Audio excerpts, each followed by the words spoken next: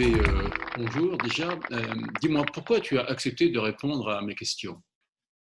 Euh, Pourquoi? Disons que j'ai pensé que, ayant lu le bouquin, l'ayant même écrit et en grande partie vécu, tu saurais me poser les bonnes questions, tout en évitant peut-être de me poser celles auxquelles j'ai pas du tout envie de répondre. Alors, Errance d'un pantouflard. Tu annonces la couleur dans la page de garde. C'est une autobiographie romancée. Alors dis-moi, quelle est la part du vrai et quelle est la part du faux? Ouais, ok, donc je me suis trompé. En fait, tu vois, tu me poses exactement la question à laquelle je n'ai aucune envie de répondre. Donc, joker. Donc, en fait, seuls ceux que je cite dans le bouquin connaissent la réponse et ça m'étonnerait qu'ils le lisent. Bon, alors on peut dire que tu racontes une période de ta vie qui date, hein, nous sommes dans les 70, c'est ça. Euh, alors, question, pourquoi avoir attendu si longtemps? Les 70, c'est quand même loin derrière. Tu comprends, il faut parfois du temps pour digérer un plat. Alors, pour être honnête, c'est vrai que j'y pensais depuis longtemps. Et puis un jour, j'ai eu une discussion avec l'un de mes proches que j'avais jamais eu en fait, quelqu'un de vraiment très proche, et ça a réveillé en moi des choses, ça m'a donné envie d'aller plus loin. On peut dire qu'avec ce bouquin, tu exorcises le passé? Ah non, non, non, non. Non, non, le passé, il n'est pas maudit. Non, il n'a pas besoin d'exorcisme, enfin je crois pas. Il a simplement fait de nous ce qu'on est aujourd'hui. Euh, C'était à peu près la même démarche que j'ai eue avec mon bouquin, le Cahier d'Achevrier. Tu sais, tu l'as lu aussi, hein. Je crois même que tu l'as écrit. J'ai eu la chance de rencontrer des gens à part, à une époque de ma vie, des gens atypiques, des marginaux, des pas comme nous, si tu veux. Et j'ai eu la chance de les croiser, de les fréquenter, et aussi de fréquenter des mouvements, un mouvement d'ailleurs peu de temps avant sa disparition. Là, tu parles du mouvement hippie. Non, non, pas celui-là. Celui-là, le mouvement hippie dont tu parles, il a disparu avec Woodstock pratiquement en 69. Non, je parle de ce mouvement qui est venu juste après celui des hippies, les communautés. Tu vois, l'idée du retour à la nature, l'idée du retour à l'essentiel, tous ces trucs-là, quoi.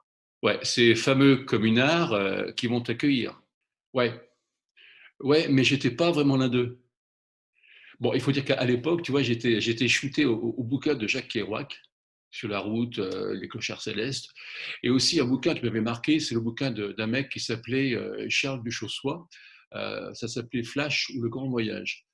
Euh, alors, avant de me contenter d'une vie de pantouflarde, à laquelle sans doute j'aspirais d'ailleurs comme beaucoup de monde, je voulais faire comme eux. Enfin, tu vois, prendre la route, rencontrer des routards, des gens différents, des insoumis. En fait, je voulais rien foutre et regarder, je voulais observer, vivre comme eux pour pouvoir ensuite raconter, pour avoir des choses à dire. Et on peut dire que je me suis fait prendre à mon propre jeu. Et donc, il m'a fallu 40 ans, c'est vrai, pour me décider à raconter. Alors, dis-moi, ton engagement dans la prévention, le fait que tu bosses souvent avec des jeunes qui ont des problèmes d'addiction ou autres, à ton avis, ça vient de ces années-là? Alors là, franchement, tu me poses une colle parce que j'en sais rien. Je pense que l'on parle bien des choses que l'on connaît, ça me paraît un petit peu évident, hein. Euh, En fait, je te répéterai la réponse que je t'ai donnée tout à l'heure. Le passé fait de nous ce que l'on fait aujourd'hui. Il a fait de nous ce que l'on fait aujourd'hui, en tout cas. Bon, alors je pose la question, comme tout le monde se la pose. Dis-moi, est-ce qu'il y aura une suite? Ouais, ouais, il y aura une suite. En fait, je pensais qu'un volume serait suffisant pour tout raconter, mais le premier tome, qui devait faire dans les 200 pages, enfin, il fait dans les 200 pages, ne raconte qu'une période très courte, environ 2 mois. Et ton épisode, on va dire, ton épisode route, ça a duré combien de temps? Ah il n'y a pas eu que la route, hein. Mais disons que j'ai enfilé mes charentaises et j'ai repris mes études 2 ans environ après mon premier départ. Bon, écoute, JB, merci pour cet entretien et on se retrouve le 30 mai au Salon des Indés. À bientôt. Écoute, merci à toi, c'est un plaisir de se parler à soi-même, hein. C'est un petit côté narcissique quand même. Mais bon, c'est rigolo.